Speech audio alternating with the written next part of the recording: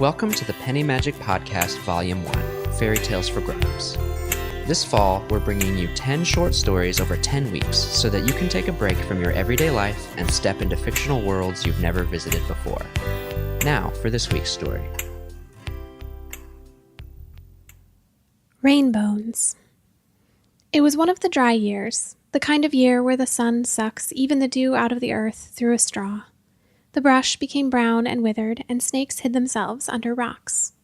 It was a bad year for the little farm on the side of the hill. Mallow's grandfather had built the farm himself. It was small, about 10 acres. The house was at the base of the hill, and the cropland sloped up among the rocks and stumps of dead trees. It was bad land for farming. The best land had been scooped up by the rich landowners, their farms gobbling up all the flatlands for acres and acres. The poor farmers took what was left. They built amongst the stones and in the valleys and on the dry, sloping hills. It was only in the dry years that they were equal. In the dry years, the drought fell on the flat land and the sloped land alike, and both rich and poor paced the caked earth, squinting at the sky, waiting for rain. All except for Mallow. Mallow was a different kind of boy. At 15, he did not like sitting in the sun or tilling the earth or working the fields. His mind was full of gears and wheels, of wires and electricity. He liked to sit in the shade with a yellow notepad and make sketches with all the inventions he would build one day. What's more, he believed the legends. He knew all his grandmother's stories about the old magic of the land before it had been tamed. He still believed it was waiting out there, perhaps also hiding from the hot sun. So it was that one day, a particularly scorching day, when the ground was hard and cracked, Mallow put on his hat and went looking for rainbows. There was an antelope, it was said, that walked the sands in the cool of night. It was not born like an earthly mammal. It collected bit by bit when a cloud visited the earth, conceived in droplets on the spines of cacti and the eyelids of geckos. Steam came off its flanks, and it had eyes like deep thunderclouds. It roamed the desert for a single night, the center of a storm wild and turbulent, until morning, when it dissipated like mist into the air. And though it was a creature of water, when it died it left behind bones. Those bones, people said, could summon storms. It was for these bones that Mallow went looking. He combed the desert, swishing a long stick in front of him, feeling the hard crust of the earth under his toes. He went back and forth all morning, following a rhythmic pattern, leaving no square inch of land unchecked. 3 times he found bones laying in the sand, polished and white, but they were not rainbows. At noon, he stopped under the shade of a cactus and ate a bit of millet from his pouch, pinching the grains between his fingers. Then he sat squinting and recovering his strength while the sun sent its murderous glare down at the ground, looking for anyone bold or stupid enough to face its wrath. At the end of its arc, as the sun began to settle into sleep, Mallow kept walking. He walked long after the sun had disappeared behind the distant hills, long after the moon and stars had yawned and opened their eyes, blinking in curious surprise at this traveler cutting across the sand. It was almost morning when Mallow's vigilance was rewarded. Under a bush, dry and withered and dead in the heat, was a skull. Its eyes were gaping and empty, and 2 horns curved from its forehead. When Mallow saw it, a great something rose up in him, a kind of holy dread even the desert and the sun had not been able to conjure up. Despite the dryness of the air, the skull was covered in a glittering dew. His hands shook a little as he bent to lift it from the dirt, and it was cool and wet under his fingers. It took him all day to return. He ran out of water. At noon, he slept beneath an outcropping as the sun once again traced its murderous arc, cradling the skull close to his chest. The dew on it had not dried, and the condensation soaked into his shirt. He arrived back at the little farm at sundown. His mother ran out the door, sobbing and hitting him over the head with a spatula. "You stupid boy! We thought the sun had taken you!" Mallow only grinned and went inside. His father was sitting at the table, the weight of his body pressing deep into the wooden chair. Mallow put the skull on the table. "Father," I have found rainbows. His father only sighed. The skin around his eyes was sagging. Mallow, you have given your mother quite a scare.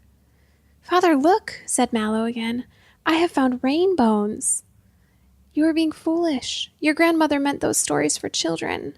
I have seen many antelope skulls in the desert. They are plentiful, easy to find. There is no magic in them. You have grieved and worried us all for nothing but a common trinket.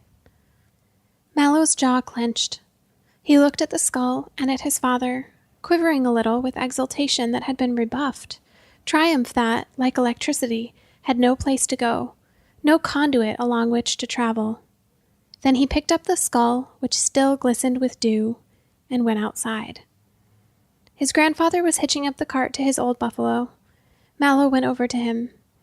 I will plow the fields today, Grandpa. His grandfather squinted at him. Mallow, your mother has been crying at the window for you. Mallow put out his hand to take the reins. Even though he hated farm work, Mallow finished hitching the cart and set the skull inside. Then he whipped and cried in a loud voice at the old buffalo, and though it snorted at him, it began to move up the sloping field. In the town, an old farmer fanning himself in the dust of his doorway looked up and saw clouds gathering over the hills. That day, it rained only over the farmland of Mallow's family. And the news crackled through the village. Mallow had found rainbows. There was a rich farmer in the village. His name was Corva. For many weeks now, he had been looking out over his vast fields, dry and caked with mounting anxiety. His paid workers would not work.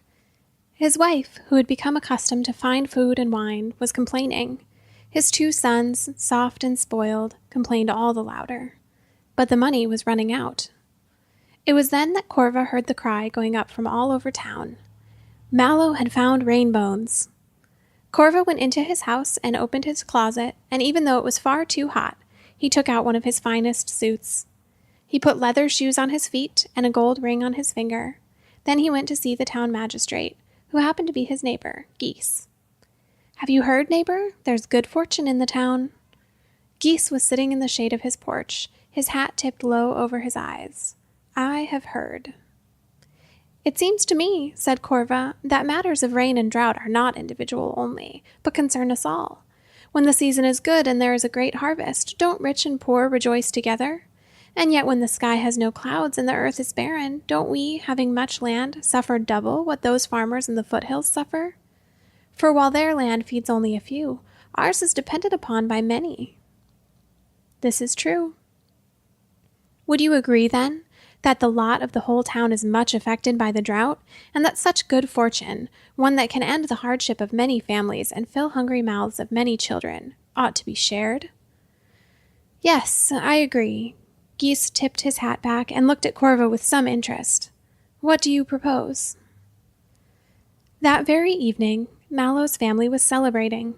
His mother boiled the last bit of meat, and his grandfather broke out an old bottle of wine from the cellar. Mallow's sister played the flute, while they sang and danced around the table, on which sat the skull, glistening with droplets of dew. It was in the middle of the celebration that Mallow's father, who had been staring for a long time in amazement at the skull on the table, looked out the window and saw 2 men in suits at the front gate. He stood quickly and shushed the room. The magistrate is outside. That lazy, good-for-nothing swindler, said Mallow's grandmother. What does he want? I don't know. The landowner, Corva, is with him. A silence settled on the little farmhouse. Mallow's face turned dark. They've come for the rainbows. Outside, Corva and Geese stood with their hands in their pockets. Corva rocked on his heels and squinted up at the sky, streaked red and purple from the setting sun. Geese made little circles in the sand with the toe of his shoe. Then the front door opened, and to their surprise, there was Mallow. He was alone. Hello, Mallow, said Corva. Is your father home? Mallow came down the path towards them. Makes no difference, he said. The thing you've got to talk over, you'd best talk over with me. These are matters for men. You should fetch your father. You presume much if you think that you know what makes someone a man and not a child, Corva. Corva frowned. Mind your tongue, boy. I am a town elder. A position you bought rather than earned, I hear. Corva bristled, but Geese interjected. Mallow, there is word spreading around town that you have come across a great fortune. We've had a bit of rain, if that's what you mean. There is talk that you found something in the desert. Who says? Mallow, said Geese, it is the opinion of the elders that such a fortuitous find would be of great benefit to the entire town. The three of them looked at each other, 2 men and 1 boy with a gate between them. They looked at each other, and they measured, and they felt something gathering and building in the silence. And, said Mallow, his voice shaking, when you, Corva, hired us poor farmers to work your land and then only paid 2/3 of the agreed-upon amount, or that year the sickness went through the herd and you raised the price of medicine for our cows so that it was too high for us to pay, and then when all our cows were dead, you doubled the price of fertilizer and milk, was that also to great benefit of the entire town? He shook his head. I will not give you the rainbones. Who is acting like a child now? Said Corva. You would let the whole town starve while your family is fed? I never said that, said Mallow, but all the same, I will not give you the bones. He turned and went back inside, leaving the 2 men standing just beyond the gate. That night, the entire village lay awake. Under the moonlight, whispers went down from the foothills and spread like floodwaters throughout the flatland. Everyone had seen Corva walking back down the dusty road beside Geese, away from Mallow's house, anger smoldering on his face. The other landowners heard about it over their dinner, and they wiped their mouths with cloth napkins and shook their heads. Something would have to be done. And when the farmers in the foothills heard, they were afraid. They knew such insolence would not be allowed to stand. But the next day, Mallow stepped outside, and he was carrying the skull. Like the day before, he hitched up his cart. He put the rainbones inside and went to the house of his neighbor, a poor farmer named Dill. Dill was waiting at the gate when Mallow arrived, driving his buffalo. Mallow, said Dill, go back. This is a dangerous game you're playing.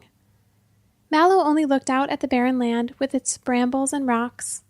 Then he grinned. Perhaps. But wouldn't you like to know how it feels to live like the Flatlanders for a day? Dill stared at him a long time. Then he laughed and swung open the gate. That day, Mallow drove his cart across all the foothills, watering the land of the poor farmers. He did the same thing the next day, and the next, and the next, until at last from the hard, rocky ground, crops began to grow. And down in the flatland, the other landowners watched with darkening eyes. Then, one evening at sunset, Corva stepped out onto his porch and sniffed the air. He stepped onto the path and began to walk in the direction of the foothills. As he went, others began to join him, other landowners carrying axes and pitchforks, Geese a hatchet in his belt, and still others, men in dark clothes, paid men with knives. And at the little farmhouse on the hill, Mallow's father looked up from dinner and saw that there were men gathered outside the house. Mallow, called Corva, bring us your rainbones. For a moment, nothing happened. Then Mallow stepped outside. In his right hand, he held the skull. Every year you take the best, he said. You drove my grandfather to the base of the hill to scrape out a living from the poor earth among the rocks and the weeds. You will not have these bones. The landowners grumbled and clutched their tools. Corva nodded at the paid men. They advanced on the little house, holding their knives. At the sight of the men coming towards him, deep despair went through Mallow. Without knowing what he was doing, he lifted the skull over his head, one hand on each curving horn, and cried out in a loud voice. There was a blinding flash. Lightning fell from heaven. It struck the leader of the men with the knives, and he became blackened ash. The others turned and ran.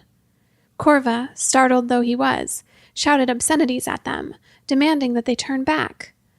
But then he looked at Mallow again and saw there was a storm in his eyes, and overhead black clouds were swirling. He, too, turned and ran. That night, Mallow's father sat watchful at the window. "You have saved us, my son," he said, "but you know they will come back. And next time they will have more men.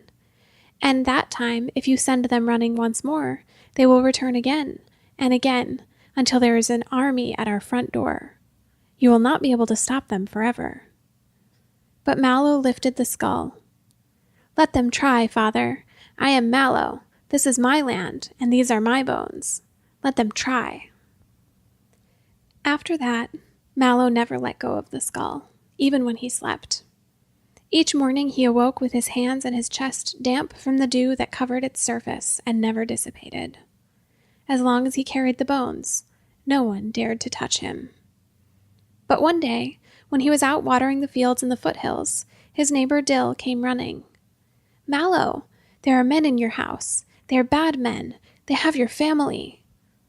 Mallow pulled the reins to halt his buffalo, turning to look at the horizon. For a moment, he felt a terrible fear. But then he became calm.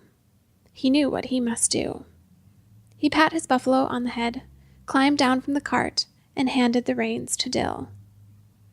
"The game is up at last, neighbor," he said. "Still, it was something while it lasted, wasn't it?" "What are you going to do?" Dill asked. "I will finish what I've started. Watch for my coming." Then he took the skull from the cart, but instead of walking back toward his house, he turned and walked out into the desert. The hours of the day wore on. The whole village stood in a hush. Wind creaked at wooden shutters. Snakes came out from beneath rocks and stood still, watching with their wet eyes. At the farm on the side of the hill, occasionally a man in dark clothes stepped out onto the porch and looked both ways down the street before going back inside, the screen door slamming shut behind him. Still, Mallow did not come. The sun moved across the sky. At 3:00, a messenger went out from the little farmhouse. He began to go door to door, looking for a place to deliver his threat. But at house after house, the people shook their heads. Mallow was not there. The sun sank, and the messenger went back to the little farmhouse. That night, the villagers awoke every hour, on the hour. They peered out their windows at the farm on the side of the hill, but all remained quiet. The next day, in Mallow's house, Corva paced back and forth. Mallow's family sat around the table, careful not to breathe too loud. In a circle around them were men with knives like statues of stone. "Why doesn't he come?" said Corva. Geese was reclining in the window, picking his teeth with a toothpick. "Perhaps he does not love them." "Nonsense. What does the boy have besides his family?" "He has the rainbows." Just then, someone called from the front gate. It was Dill, waving a white flag. Corva went out to the porch. "Has the boy sent you?" "Yes, Corva," called Dill. "He says to tell you that he is bringing the skull to you." Corva smiled. "Then he is not so stupid as he appears. Tell him to come." "The boy Mallow says to tell you that he will not come. Instead, he has brought the rainbows to your home. He is there now, and he is whispering sweet words to the sky." Corva looked up. Across the valley, over the good cropland, clouds were gathering. Dill said, "The boy Mallow will not come." Corva opened the door and barked inside. "Get them up. It's time to end this." In single file, the men marched Mallow's family across the valley to where the storm was brewing. When they came to Corva's house, Corva's wife and sons were waiting outside. "He said he would strike us down if we moved from the porch," said his wife. She was afraid. His sons sat on the steps and would not meet his eyes. "He is doing something in there. I hear him scuffling around. He will only talk to you." Corva grunted. He turned to Geese. "Keep watch over the boy's family. If anything happens to me, my family, or my property, cut their throats." Geese shrugged and picked at his teeth.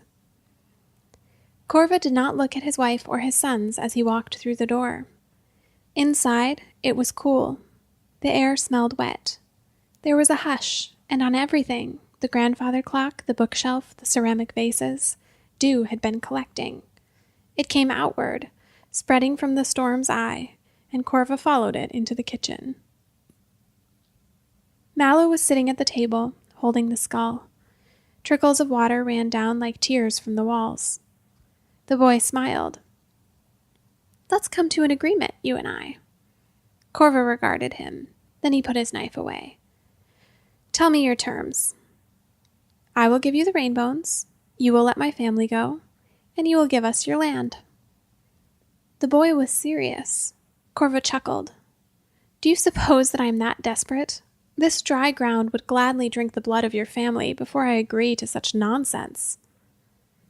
"Perhaps, but then what would I have left to live for? What would prevent me from calling lightning down on this place, with you and I inside?" Corva only smiled. "The rainbows are of no use to me without land, boy." Mallow nodded. "Very well, then you will take our farm." Corva looked around his kitchen, at the fine countertops and the well-stocked cupboards. Under the kitchen table, one of the polished floorboards was out of place. He frowned and pushed it down with his toe. Then he turned to look out the window. Acres and acres of dry, cracked land stretched before him. It was good earth, it was true. In a good year, it would yield 20 times what the tough and rocky soil the little farm on the side of the hill could produce. But only if there was rain. "I will call the magistrate," said Corva, "and we will draw up the deeds right away." So Geese came inside. They wrote up the papers, all while the dark clouds hung suspended overhead. Mallow did not move, but his sharp eyes watched every stroke of the pen, the gaping holes in the skull, watchful and ready. "You are being played for a fool, neighbor," said Geese in a whisper as he marked with a deed with his official seal. "This land is worth 100-fold what that sorry patch of earth is worth." Corva only smiled. "Yes, but there is more good land in the valley. Yours, neighbor, and the other landowners. And I will have the rainbones." Geese had nothing to say to that. When the deeds were signed and sealed, Mallow said, "Now send your men to my farmhouse." Corva did. All day long they went back and forth between the two houses. They took Corva's things, the grandfather clock, the bookshelf, the ceramic vases, and put them in the little farmhouse. The men brought to the flatland the things belonging to Mallow's family, the table and chairs, his sister's flute, and last of all, the old cart and the buffalo. When Corva's wife saw it, she threw a fit and pounded her husband with her fists, but he paid no attention. At sunset, the great exchange was complete, and Corva and Mallow stood face to face in the center of the valley. The paid men had been sent away, and their families were hidden safely away in their new houses. Man and boy stood facing each other, alone. "Now," said Corva, "the bones." Mallow placed the skull on the ground. Then he saluted Corva and walked away. Corva leaned over and plucked the skull out of the dirt. His fingers were shaking as he examined it, the fine, smooth surface, whole but for part of the jawbone that was missing and one of the horns that had been broken off. He felt the worn enamel, polished white and bleached dry like the desert itself. As he traced the edges, he could feel the blood rushing to the tips of his fingers. He thrust the skull up over his head, face flashing at the sky. Nothing happened. The bones didn't work. In the little houses in the foothills, the villagers watched behind the curtains as the once great Corva uttered every curse and incantation known to man before finally dashing the skull against the ground and sinking to his knees with a loud and terrible cry. That night, 24 armed men with torches surrounded Mallow's new residence. Dill and the other poor farmers were waiting by the gate, armed with pitchforks. "Tell your men to go home, Corva," called Dill. "This is Mallow's land now." At the front of the throng, Corva shook with fury. "The boy has been deceitful. I will take him to the square and burn him alive." "Deceitful? Did you not sign the deed yourself, Corva? Magistrate, perhaps you can tell us. Was anything illegal done today?" Geese, who was with them, saw that the tide had turned against Corva. He shrugged. "Not to my knowledge. The town elders will uphold the transaction." At this, the men with torches looked at each other and lowered their weapons. Only Corva stood quaking. He turned and shouted at the walls of the house that had been his only this morning. "Hear my words, Mallow. I will not rest until you burn for your trickery." At the gate, Dill smiled. "Save your breath, Corva. Mallow is not here." It was true. For days afterward, Corva's men searched everywhere for Mallow, thirsting for his blood, but he could not be found. Years passed. Mallow's family worked the good land. Because there was more land than they could possibly farm, they hired Dill and the other poor farmers, and they paid them generously. Soon the other rich landowners followed Geese's lead and accepted the turn of events. Corva's crusade of vengeance was abandoned, and he lived out the last of his days in brooding anger in the little farmhouse on the side of the hill. Then one day, after the death of Corva, Mallow returned. He brought with him gears and wires, electricity and metal, for Mallow had gone to university. In a faraway city he had studied engineering and agriculture, and he had brought back with him his whole wealth of knowledge. Soon he had carved out waterways and irrigation into the valley, setting up wind turbines to harness the harsh desert wind. After that, even in the dry seasons, the land had water. A long time afterwards, Mallow, now grown, sat with his elderly father in rocking chairs on the porch. They sat content and still, overlooking their vast fields, holding cool glasses of water. "You have made our village plentiful," said his father. "I'm proud of you." Mallow said nothing, but inside he felt electricity go through him and out into the earth, spreading out far beneath the roots of the land. "One thing I never did understand," his father said. "Why didn't the rainbows work for Corva? Why couldn't he summon the rain?" Mallow only grinned. A man like Corva would never have listened to grandmother's stories. "Yes, that is true." They sat for a while longer, then his father got up and went inside. For a long time, Mallow sat looking out. He sat until the sun sank behind the foothills and the moon came out over the desert. Then he too stood and went inside. Mallow walked down the hall and into the kitchen, where he had sat many decades ago, bargaining for the life of his family. He looked around at the walls and the table that had once stood in the little farmhouse on the side of the hill. Underneath the table, the floorboards were dusty. Mallow bent down and blew the dust away. Then, with calloused fingers, he pried them up. Down below, in the dirt and the debris beneath the house that was once Corva's, was a skull. 2 horns curled from its head, and its dark eyes stared at him. Its surface glistened with dew. Mallow let the planks fall back into place and laughed long and hard.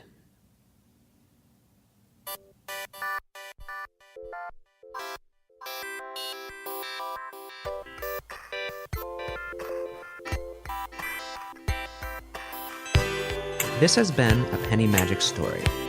If you enjoyed this story, please leave us a rating or review. This story was written by Matt Mills, narrated by Natalie Mills, and produced by Matt Mills. For more stories like this, visit pennymagic.co. That's pennymagic.co.